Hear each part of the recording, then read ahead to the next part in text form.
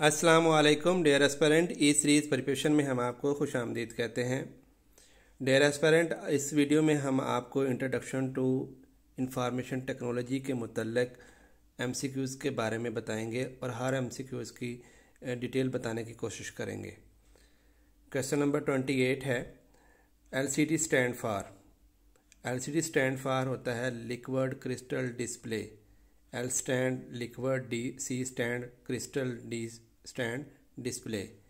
तो लिहाजा क्वेश्चन 28 का करेक्ट आंसर ए है। क्वेश्चन नंबर 29 है, all of the following are computer classification except. तमाम नीचे दिए गए जो ऑप्शन हैं वो कंप्यूटर की क्लासिफिकेशन है एक के अलावा। Main frame. Main frame computer जो है वो 1000 सर्व कर सकता है, 1000 यूज़र को at a time. More powerful भी है और एक्सपेंसिव भी है as compare to mini computer के हवाले से। और मेन फ्रेम की जो अगर एग्जांपल की बात करें तो AS400 NEC 610 एग्जांपल है। अगर हम मिनी कंप्यूटर की बात करें तो मिनी कंप्यूटर जो होता है वो साइज़ में स्मॉल होता है और इसके साथ साथ लेस पावरफुल होता है मेन कंप्यूटर के हवाले से। लार्ज होता है और मोर पावरफुल होता है एज़ कम्पेयर टू अगर हम उसका पर्सनल कंप्यूटर के हवाले से अगर उसका हम मुआवजा करें। और मिनी कंप्यूटर की एग्जांपल जो है वो HP 3000 है। लैपटॉप कंप्यूटर जो है अगर उसका देखें तो लैपटॉप जो है इसको हम नोटबुक कंप्यूटर भी बोलते हैं और ये लेस पावर कंज्यूम करता है एज़ कम्पेयर टू डेस्कटॉप के हवाले से। और ये पोर्टेबल भी होता है, यानी कि लैपटॉप को हम एक जगह से दूसरी जगह ले जा भी सकते हैं। मैक्सी कंप्यूटर जो है ये कंप्यूटर की क्लासिफिकेशन है ही नहीं, तो लिहाजा क्वेश्चन नंबर 29 का करेक्ट आंसर डी है, मैक्सी कंप्यूटर।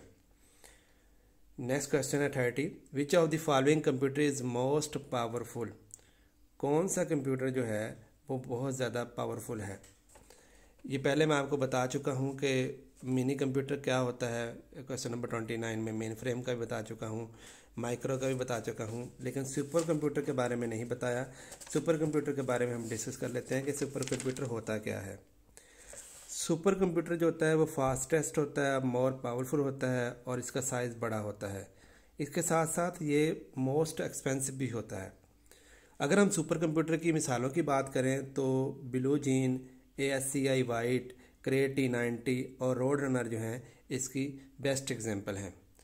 क्वेश्चन 30 का जो करेक्ट आंसर है वो डी है, सुपर कंप्यूटर। क्वेश्चन नंबर 31 की बात करें तो उसमें विच of the following computer is example of main frame computer. नीचे 4 ऑप्शन दिए गए हैं, उसमें वो पूछना चाह रहा है कि मेन फ्रेम कंप्यूटर की मिसाल कौन कौन सी है। अब IBM S390 जो है ये मेन फ्रेम की एग्जांपल है। क्या और भी मेन फ्रेम की एग्जांपल आपको पता है? जी बिल्कुल, NEC 610 ये भी मेन फ्रेम की एग्जांपल है। AS400 ये भी मेन फ्रेम की एग्जांपल है। IBM सिस्टम ये भी क्या है, मेन फ्रेम की एग्जांपल है। क्रे T90 जो है ये किसकी एग्जांपल है? ये सुपर कंप्यूटर की एग्जांपल है। सुपर कंप्यूटर की और भी एग्जांपल हैं जैसे ASCI वाइट, रोड रनर और ब्लू जीन। HP 300 किसकी एग्जांपल है? HP 300 जो है वो मिनी कंप्यूटर की एग्जांपल है, 3000 सॉरी। उसके बाद IBM PC ये क्या है, डिजिटल कंप्यूटर की एग्जांपल है। क्या और भी डिजिटल कंप्यूटर की एग्जांपल आपको पता है? जी बिल्कुल, एप्पल मैक्रोनिक्स जो है ये भी क्या है, डिजिटल कंप्यूटर की एग्जांपल है।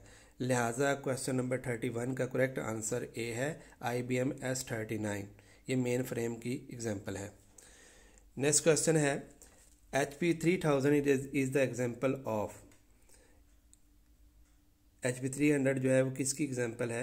ये मिनी कंप्यूटर की एग्जांपल है। सुपर कंप्यूटर की एग्जांपल भी मैं आपको बता चुका हूँ, ऊपर क्वेश्चन में माइक्रो की भी बता चुका हूँ और मिनी की बता चुका हूँ। अब क्वेश्चन नंबर 33 है कि विच of the following example of the super computer. Super computer की बेस्ट एग्जांपल कौन सी है? सुपर कंप्यूटर की बेस्ट एग्जांपल जो है वो क्रे T90 है। इसके अलावा सुपर कंप्यूटर की एग्जांपल रोड रनर भी है, ब्लू जीन भी है और ASCI भी वाइट भी है। क्वेश्चन 33 का करेक्ट आंसर है बी। क्वेश्चन 34 है, which is the best for use at home, घर में इस्तेमाल करने के लिए बेस्ट कंप्यूटर कौन सा है? Super computer, main frame computer, laptop computer, mini computer. Laptop computer जो है वो घर में इस्तेमाल करने के लिए बेस्ट है। और क्वेश्चन नंबर 34 का करेक्ट आंसर सी होगा। Super computer, main frame computer और मिनी कंप्यूटर के बारे में मैं इसी वीडियो में आपको शुरू के सवालात में इसका डेफिनेशन और इसका करैक्टरिस्टिक्स जो है, प्रॉपर्टीज़ जो है वो डिस्कस कर चुका हूँ। क्वेश्चन नंबर 35 है, which of the following device is example of analog computer? कौन सी एग्जाम्पल है एनालॉग कंप्यूटर की? इसमें अब बताया गया है स्लाइड रूल, उसके साथ हार्मोनिक एनालाइज़र, कर्वीमीटर, आल। सबसे पहले मैं आपको ये बताता चलूँ कि एनालॉग कंप्यूटर होता क्या है। एनालॉग कंप्यूटर को चलाना बहुत मुश्किल होता है, इसकी मेमोरी बहुत कम होती है। एनालॉग कंप्यूटर दूसरी जंग अजीम में इस्तेमाल हुआ और पहली दफ़ा एनालॉग कंप्यूटर जो है जो बना था वो 1930 में बना। तो लिहाजा इसका जो करेक्ट आंसर है क्वेश्चन 35 का वो है डी, आल। स्लाइड रूल, इनके एनालॉग कंप्यूटर में ये सारी एग्जांपल, स्लाइड रूल भी इसकी एग्जांपल है, हार्मोनिक एनालाइजर भी और कर्वीमीटर भी। क्वेश्चन 35 का करेक्ट आंसर है डी। क्वेश्चन 36 है, which of the following computer has the combined feature digital and analog computer? Question में पूछा ये जा रहा है कि डिजिटल और एनालॉग कंप्यूटर का मजमुआ जो है वो नीचे दिए गए 4 ऑप्शन में से कौन सा है? अब डिजिटल कंप्यूटर होता इसमें digital computer, hybrid computer, analog computer और लैपटॉप कंप्यूटर। क्वेश्चन 36 का करेक्ट आंसर है हाइब्रिड कंप्यूटर, ऑप्शन बी। अब क्वेश्चन अराइज ये होता है कि हाइब्रिड कंप्यूटर क्या है? हाइब्रिड कंप्यूटर डिजिटल कंप्यूटर और एनालॉग कंप्यूटर का मजमुआ है और ये रोबोटिक्स और मेडिकल लैब में इस्तेमाल होता है। क्वेश्चन नंबर 37 की तरफ चलते हैं। A type of language in which instructions are written in binary form is called. ज़ुबान की वो किस्म जिसमें हम इंस्ट्रक्शंस को किस में लिखते हैं? बाइनरी फॉर्म में लिखते हैं, तो वो कौन सी ज़ुबान की किस्म कहलाती है? इसमें सबसे पहले तो हम मशीन लैंग्वेज के बारे में देखते हैं कि मशीन लैंग्वेज क्या होती है। ज़ुबान की ऐसी किस्म जिसमें हदायत को बाइनरी फॉर्म में लिखा जाता है मशीन लैंग्वेज कहलाती है। मशीन लैंग्वेज में प्रोग्राम लिखना बहुत मुश्किल होता है, इसके साथ साथ कम्प्लेक्स भी होता है और इसमें टाइम भी ज़्यादा लगता है। और इसमें मशीन लैंग्वेज में एरर को तलाश करना भी बहुत मुश्किल होता है। अगला ऑप्शन बी है, इसके बारे में कि असेंबली लैंग्वेज क्या होती है। ये असेंबली लैंग्वेज को सेकंड जनरेशन लैंग्वेज भी कहते हैं और ये क्लोज टू मशीन लैंग्वेज होती है और ये मशीन लैंग्वेज से एक स्टेप ऊपर होती है। असेंबली लैंग्वेज में लिखा गया प्रोग्राम कंप्यूटर समझ नहीं सकता, लिहाजा पहले प्रोग्राम को ट्रांसलेट की मदद से मशीन कोड में तब्दील किया जाता है और जो ट्रांसलेट की मदद से तब्दील किया जाता है उसे असेंबलर कहते हैं। तीसरा ऑप्शन आ जाता है कि हाई लेवल लैंग्वेज। इनकी मैं करैक्टरिस्टिक्स बता रहा हूँ तमाम ऑप्शन की, ताकि आपको क्वेश्चन समझ आ जाए। इसके मुतालिक अगर क्वेश्चन और भी बने तो आप उसको सॉल्व कर सकें। हाई लेवल लैंग्वेज जो है कि ज़ुबान की एक ऐसी किस्म है जो इंसानी ज़ुबान के करीब है, हाई लेवल लैंग्वेज कहलाती है। हाई लेवल लैंग्वेज मशीन पर इन्हिसार करती है। हाई लेवल लैंग्वेज को थर्ड जनरेशन लैंग्वेज भी कहते हैं। अगर इसकी हम मिसालों की बात करें हाई लेवल लैंग्वेज की, तो इसमें फोटान आ जाता है। फोटान मतलब क्या होता है? Formula translation. बेसिक भी आ जाता है, कोबाल भी है और इसके साथ साथ जो है पास्कल भी है और इसके साथ पास्कल के साथ जावा भी है, सी भी है, C++ भी है। बेसिक स्टैंड फॉर क्या होता है? Beginner are purposes symbolic instructions code. Next language है इंग्लिश लैंग्वेज, जो हमारी ABC में लैंग्वेज होती है। तो लिहाजा क्वेश्चन नंबर 37 का जो करेक्ट आंसर है वो ए है कि जिसको रिटन बाइनरी फॉर्म में हम लिखते हैं वो मशीन लैंग्वेज में लिखा जाता है। लिहाजा क्वेश्चन 37 का करेक्ट आंसर है मशीन लैंग्वेज। क्वेश्चन 38 है, writing program in machine language is. Machine language में प्रोग्राम लिखना आसान है, मुश्किल है, किस तरह है?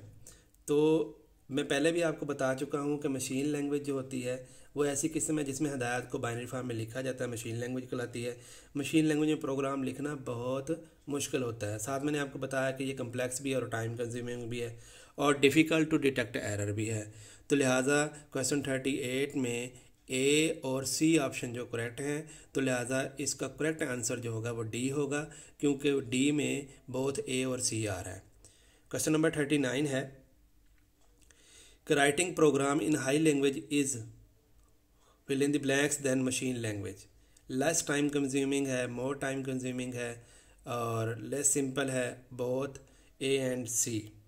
तो 39 का जो करेक्ट आंसर है वो डी है कि as compared to machine language के हाई लेवल लैंग्वेज में टाइम भी कम कंज्यूम होता है और लेस सिंपल है। क्वेश्चन नंबर 40 है कि all of the following high level language except, नीचे दी गई तमाम ज़ुबानें जो हैं वो हाई लेवल लैंग्वेज हैं मां सिवाय एक के। अब सबसे पहले आपको ये पता होना चाहिए कि हाई लेवल लैंग्वेज होती क्या है। ज़ुबान की ऐसी किस्म जो इंसानी ज़ुबान के करीब हो हाई लेवल लैंग्वेज कहलाती है। हाई लेवल लैंग्वेज मशीन पर इंसार करती है। हाई लेवल लैंग्वेज को हम थर्ड जनरेशन लैंग्वेज भी कहते हैं। अब आ जाते हैं इसकी एग्जांपल के ऊपर। हाई लेवल लैंग्वेज में फोर्टान भी आ जाता है। फोर्टान स्टैंड फॉर क्या होता है? Formula translation. बेसिक भी आ जाता है। बेसिक स्टैंड फॉर क्या होता है? Beginner are purposes symbolic instructions code. COBOL भी आ जाता है। अब कोबाल स्टैंड फॉर क्या होता है? Common business oriented language. Pascal भी आ जाता है। उसके बाद जावा भी है, सी भी है, और सी प्लस प्लस जो है, ये तमाम की तमाम जो हैं ये हाई लेवल लैंग्वेज हैं। तो अब क्वेश्चन नंबर 40 में जो असम्बली लैंग्वेज, पास्कल, बेसिक और फोर्टान, असम्बली लैंग्वेज जो है वो इसका पार्ट नहीं है। बाकी जो पास्कल, बेसिक और फोर्टान जो हैं वो हाई लेवल लैंग्वेज का हिस्सा होते हैं। असम्बली लैंग्वेज जो होती है वो लो लेवल लैंग्वेज में पाई जाती है। तो लिहाजा इसका करेक्ट आंसर जो है क्वेश्चन 40 का ए है। क्वेश्चन 41 है the lowest level programming language is. 41 में लोएस्ट लेवल जो है, अब इसमें भी वही चीज़ आ रही है कि हाई लेवल लैंग्वेज में जावा भी आती है, पास्कल भी आती है, सी प्लस प्लस भी आती है, लेकिन असम्बली लैंग्वेज जो है वो लोएस्ट लेवल है, यानी कि लो लेवल लैंग्वेज है, नियर टू मशीन है, यानी कि मशीन लैंग्वेज के तौर पर उसको हम देखते हैं। और असम्बली लैंग्वेज होती क्या है, यानी कि अगर हम उसको डेफिनेशन के तौर पर देखें तो ये सेकेंड जनरेशन ऑफ लैंग्वेज है और क्लोज टू ह्यूमन मशीन है, मशीन लैंग्वेज है, और वन स्टेप हायर है मशीन लैंग्वेज से।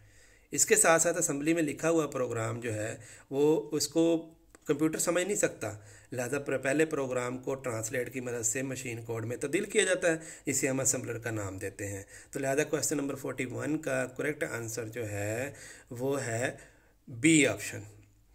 क्वेश्चन है 42 जिसमें पूछा गया है कि असम्बली लैंग्वेज यूजेस। अब असम्बली लैंग्वेज का इस्तेमाल क्या है, हम कहाँ कहाँ इस्तेमाल करते हैं? लैंग्वेज वर्ड्स में, OS वंस में, या बाइनरी डिजिट में, या निमोनिक्स कोड में। तो असम्बली लैंग्वेज को हम निमोनिक्स कोड में यूज़ करते हैं। क्वेश्चन 42 का करेक्ट आंसर है बी। क्वेश्चन 43 है which of the following language is identical to write business application. Business application के लिए जो है वो अब हम देखते हैं। कोबाल स्टैंड फॉर क्या होता है? Common business oriented language. Basic stand for क्या होता है? Beginner are purposes symbolic instructions code. Assembly language का मैं पहले भी आपको बता चुका हूँ कि असम्बली लैंग्वेज जो है वो सेकंड जनरेशन लैंग्वेज है, क्लोज टू मशीन लैंग्वेज है, वन स्टेप हायर है देन मशीन लैंग्वेज से। असम्बली लैंग्वेज में लिखा गया प्रोग्राम कंप्यूटर नहीं समझ सकता, तो लिहाजा पहले प्रोग्राम को ट्रांसलेटर की मदद से मशीन कोड में तब्दील किया जाता है, जिसे हम असम्बलर के नाम से याद करते हैं। मशीन लैंग्वेज का भी आपको पहले बता चुके हैं कि ज़ुबान की ऐसी किस्म जिसमें हदायत को बाइनरी फॉर्म में लिखा जाता है मशीन लैंग्वेज कहलाती है। मशीन लैंग्वेज में प्रोग्राम लिखना बहुत मुश्किल होता है, कम्प्लेक्स होता है, टाइम कंज्यूमिंग होता है, और इसके साथ साथ मशीन लैंग्वेज में एरर ढूंढना भी बहुत मुश्किल होता है। तो जो बिज़नेस एप्लीकेशन के लिए इस्तेमाल होती है लैंग्वेज वो कोबाल होती है, और कोबाल का तल्लक जो है हाई लेवल लैंग्वेज के साथ है। कोबाल स्टैंड फॉर क्या होता है? Common business oriented language. Question 43 का करेक्ट आंसर ए है। क्वेश्चन 44 है जिसमें ये बताया जा रहा है कि पूछा जा रहा है कि हु डेवलप्ड सी। सी को किसने डेवलप किया था? तो क्वेश्चन 44 का जो करेक्ट आंसर है सी और सी प्लस प्लस जो है वो डेनिस रिचर्ड ने डेवलप किया था, और सी और सी प्लस प्लस का हाई लेवल लैंग्वेज के साथ लिंक है। हाई लेवल लैंग्वेज ज़बान की एक ऐसी किस्म है जो इंसानी ज़बान के करीब होती है, हाई लेवल लैंग्वेज कहलाती है। हाई लेवल लैंग्वेज जो मशीन पर इंसार करती है, हाई लेवल लैंग्वेज को हम क्या कहते हैं? थर्ड जनरेशन लैंग्वेज भी कहते हैं। और इसकी मिसालें फोर्टान, बेसिक, कोबाल, पास्कल, जावा, सी और सी प्लस प्लस वगैरह जो हैं इसकी मिसालें हैं। तो क्वेश्चन 44 का करेक्ट आंसर डी है। नेक्स्ट क्वेश्चन है 45, विच of the following language was designed for artificial intelligence. नीचे दिए गए ऑप्शन में से कौन सी ज़ुबान जो है वो आर्टिफिशियल इंटेलिजेंस के लिए डेवलप की गई है। Pascal, C++, LISP, COBOL. तो इसका करेक्ट, क्योंकि पास्कल, C++ और कोबाल जो है वो हाई लेवल लैंग्वेज के साथ बिलोंग करती हैं। LISP जो है ये 1950 में डेवलप हुई और LISP स्टैंड फॉर होता है लिस्ट प्रोसेसिंग लैंग्वेज, और ये आर्टिफिशियल इंटेलिजेंस के लिए बनाई गई थी। क्वेश्चन 45 का करेक्ट आंसर C है, LISP। क्वेश्चन 46 है, the Unix operating system was developed in programming language. नीचे दी गई जो ऑप्शन दिए गए हैं उसमें से बताना है कि यूनिक्स ऑपरेटिंग सिस्टम जो है किस लैंग्वेज में बनाई गई थी। तो इसका करेक्ट आंसर है C। यूनिक्स ऑपरेटिंग सिस्टम जो है वो हमने C प्रोग्रामिंग लैंग्वेज में इनके डेवलप हुई थी। 46 का करेक्ट आंसर है C। क्वेश्चन 47 है, a programming language for mathematical and engineering application was. Mathematically operation के लिए यानी कि मैथमेटिकल और इंजीनियरिंग के जो है बेसिक का आपको पहले बता चुके हैं कि beginner are purposes symbolic instructions code होता है, और फोटान का फार्मूला ट्रांसलेशन के लिए इस्तेमाल करते हैं। असेंबली लैंग्वेज भी जो है वो बताया कि सेकंड जनरेशन कंप्यूटर है close to machine language, one step higher than machine language से। असेंबली लैंग्वेज में लिखा गया प्रोग्राम को समझ नहीं सकते, लिहाजा पहले प्रोग्राम को ट्रांसलेट की मदद से मशीन कोड में तब्दील किया जाता है, जिसे हम असेंबलर के नाम से याद करते हैं। कोबाल जो होता है वो कॉमन बिजनेस ओरिएंटेड लैंग्वेज है और इसका ताल्लुक भी हाई लेवल लैंग्वेज के साथ होता है। 47 का जो करेक्ट आंसर है वो है B, Fortran formula translation. Question number 48 है, which of the following language is object oriented language. COBOL का हम पहले बता चुके हैं क्या होती है, असेंबली के बारे में बता चुके हैं, बेसिक के बारे में बता चुके हैं। C जो है वो ऑब्जेक्ट ओरिएंटेड लैंग्वेज है। क्वेश्चन 48 का करेक्ट आंसर है C। क्वेश्चन 49 है, basic visual basic is the product of Microsoft, IBM, sunset और ह्यूलेट। 49 का करेक्ट आंसर जो है वो है A, माइक्रोसॉफ्ट। माइक्रोसॉफ्ट की प्रोडक्ट है विजुअल बेसिक जो है।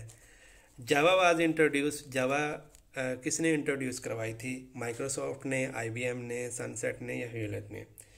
जावा जो इंट्रोड्यूस करवाई गई है वो, पहले हम जावा की प्रॉपर्टीज़ के बारे में देख लें कि जावा जो है वो नेटवर्किंग प्रोग्रामिंग में इस्तेमाल होती है और इसके साथ साथ इंटरनेट एप्लीकेशन में भी इस्तेमाल होती है और ग्राफिकल यूज़र इंटरफेस में भी जावा इस्तेमाल होती है। और फर्स्ट टाइम जो जावा बनाई गई थी वो बनाई गई थी 1950 यानी कि 1950 में बनाई गई थी, और इसको इंट्रोड्यूस जिस कंपनी ने करवाया था वो सन सिस्टम था। क्वेश्चन नंबर 51 है, which of the following translates source code to machine code as a whole. Source code को मशीन कोड में एज ए होल जो कन्वर्ट करते हैं वो कंपाइलर करता है। अब कंपाइलर क्या करता है, पहले हम देख लेते हैं कि इंटरप्रेटर का क्या फंक्शन होता है, कंपाइलर का क्या फंक्शन होता है। इंटरप्रेटर क्या करता है कि one state of the program को मशीन लैंग्वेज में कन्वर्ट कर देता है वन टाइम के लिए। अब नेक्स्ट आ जाता है कि कंपाइलर क्या करता है, कंपाइलर ये करता है कि instructions of high level language को मशीन लैंग्वेज में कन्वर्ट कर देता है एट वन टाइम। नेक्स्ट हमारे पास जो ऑप्शन आता है वो असेंबलर का है। असेंबलर में ये होता है कि program written in assembly language are not directly understand by computer. उसके लिए क्या करते हैं, इन प्रोग्राम को हम मशीन कोड में कन्वर्ट करते हैं बाय ट्रांसलेटर, तो उसको हम क्या बोलते हैं, असेंबलर बोलते हैं। लिंकर की क्या डेफिनेशन है, लिंकर को लिंक एडिटर भी कहा जाता है, और लिंकर एक ऐसा प्रोसेस है जिसमें ये कलेक्ट करता है और मेंटेन करता है पीसीज ऑफ कोड को और डाटा को, फिर उसको एक सिंगल फाइल में स्टोर कर लेता है। लिंकर का ये फंक्शन होता है। क्वेश्चन नंबर 51 का जो करेक्ट आंसर है वो है कंपाइलर, यानी कि बी ऑप्शन जो है इसका करेक्ट है। कंपाइलर का मैं आपको बता चुका हूँ कि कंपाइलर क्या करता है कि इंस्ट्रक्शन जो होती हैं हाई लेवल लैंग्वेज की, उसको मशीन लैंग्वेज में एट वन टाइम में, एक ही टाइम में जो है वो कन्वर्ट कर देता है। नेक्स्ट क्वेश्चन है question number 52, which program translate and execute one line of source code at one time. इसका करेक्ट आंसर है इंटरप्रेटर। इंटरप्रेटर की डेफिनेशन मैं पहले भी बता चुका हूँ कि कन्वर्ट करना वन स्टेट ऑफ प्रोग्राम को in machine language at one time, एक स्टेटमेंट को, ना कि सारी को नहीं बल्कि एक स्टेटमेंट को कन्वर्ट करना, उसको इंटरप्रेटर बोलते हैं। क्वेश्चन नंबर है, लिहाजा क्वेश्चन 52 का करेक्ट आंसर सी है। क्वेश्चन 53 का the output of A compiler is called. Compiler का जो आउटपुट होता है उसे हम क्या बोलते हैं? उसे हम मशीन कोड बोलते हैं। लाइब्रेरी कोड भी नहीं हो सकता, सोर्स कोड भी नहीं हो सकता और लिंक कोड भी नहीं हो सकता। क्वेश्चन 53 का करेक्ट आंसर है मशीन कोड। क्वेश्चन 54 है, a general purpose single user computer is refer to. General purpose और सिंगल यूज़र कंप्यूटर को हम क्या बोलते हैं? सुपर कंप्यूटर बोलते हैं? नहीं, ये तो बहुत ज़्यादा फास्ट होता है। पर्सनल कंप्यूटर, टर्मिनल या मिनी कंप्यूटर। तो 54 का करेक्ट आंसर जो है वो बी है। बी है पर्सनल कंप्यूटर। नेक्स्ट क्वेश्चन है, a program error is checked by translator, loader, debugger, accumulator. Program को जो चेक किया जाता है वो ट्रांसलेटर के ज़रिए चेक किया जाता है। क्वेश्चन 55 का करेक्ट आंसर जो है वो ए है। क्वेश्चन नंबर 56 है, the bank provided the facility. Bank क्या सहूलत देते हैं आपको? यहाँ पे लिखा हुआ है कि कैड। अब कैड स्टैंड फॉर क्या होता है? Computer aided designing. B option है कैम। कैम में आता है computer aided manufacturing. C option है एटीएम। एटीएम स्टैंड फॉर क्या होता है? Automated teller machine. और सीबीटी क्या होता है? Computer based training. बैंक जो हैं वो एटीएम की सहूलत फराहम करते हैं, जैसे हम कार्ड एंटर करते हैं, अपनी रिक्वायर्ड अमाउंट पिन डालते हैं, फिर उसके बाद हम अपनी जितनी अमाउंट निकलवाना चाहते हैं अपने बैंक अकाउंट से विदड्रा करवा लेते हैं कैश की सूरत में। 56 का क्वेश्चन का करेक्ट आंसर है सी। क्वेश्चन 57 है, जावा ऑफर। जावा की क्या क्या करैक्टरिस्टिक्स या प्रॉपर्टीज़ हैं? जावा नेटवर्किंग प्रोग्रामिंग करती है, जी बिल्कुल करती है। इंटरनेट एप्लीकेशंस फ्राइड करती है, जी बिल्कुल करती है, फराहम करती है। जावा के अंदर जी यू आई स्टैंड फॉर करता है ग्राफिकल यूज़र इंटरफेस की फैसिलिटी है, बिल्कुल है। लिहाजा तमाम के तमाम ऑप्शन दुरुस्त हैं। तो 57 का करेक्ट आंसर होगा डी। क्वेश्चन 58 है, C was developed in the year. C किस साल बनाई गई थी? 58 का जो करेक्ट आंसर है वह 1972 में सी बनाई गई थी। नेक्स्ट क्वेश्चन है, typically the ATM can be used. ATM को हम किस पर्पज़ के लिए इस्तेमाल करते हैं? रिकॉर्ड को रखने के लिए, बजट बनाने के लिए, वॉच फिल्में देखने के लिए, विदड्रा कैश। एटीएम को हम कैश ड्रा करने के लिए इस्तेमाल करते हैं। और एटीएम स्टैंड फॉर क्या होता है? Automated teller machine. लिहाजा करेक्ट आंसर 59 का डी है। क्वेश्चन 60 है, अ type of reader commonly used read UPC is called. UPC stand for होता है यूनिवर्सल प्रोडक्शन कोड। तो इसका करेक्ट आंसर 60 का ए है, bar code reader. Bar code reader बोलते हैं इसको। क्वेश्चन 61 है, a sequence of line that is read by barcode reader is called. Option A में है UPC. UPC stand for universal production code, जिसको हम बारकोड के नाम से भी जानते हैं। OCR, optical character recognization. OMR, optical mark reading. MICR stand for क्या होता है? Magnetic ink character recognization. Question 61 का जो करेक्ट आंसर है वो ए है, यूपीसी। क्वेश्चन 62 है, how many generation of a computer can be classified.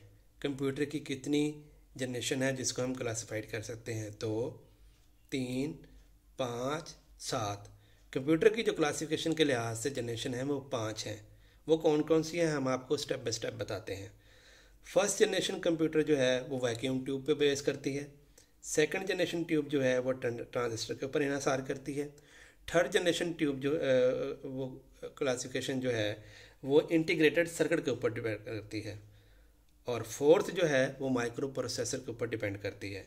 Fifth generation जो है कंप्यूटर की वो आर्टिफिशियल इंटेलिजेंस के ऊपर डिपेंड करती है। आर्टिफिशियल इंटेलिजेंस के लिए इन्होंने एक LISP जो है लैंग्वेज भी इंट्रोड्यूस करवाई है। डियर एस्पिरेंट, उम्मीद करता हूँ कि ये वीडियो आपको अच्छी लगी होगी और ये आपके लिए कंप्यूटर के तमाम इम्तहानात और उन मुख्तलिफ जो जनरल पेपर आते हैं उसमें कंप्यूटर का जो सेक्शन है उसके लिए कारआमद होगी। इस वीडियो को मैंने पूरी तफसील के साथ और पूरी रिसर्च के बाद बनाया है। अल्लाह आपका हामी और नासर हो।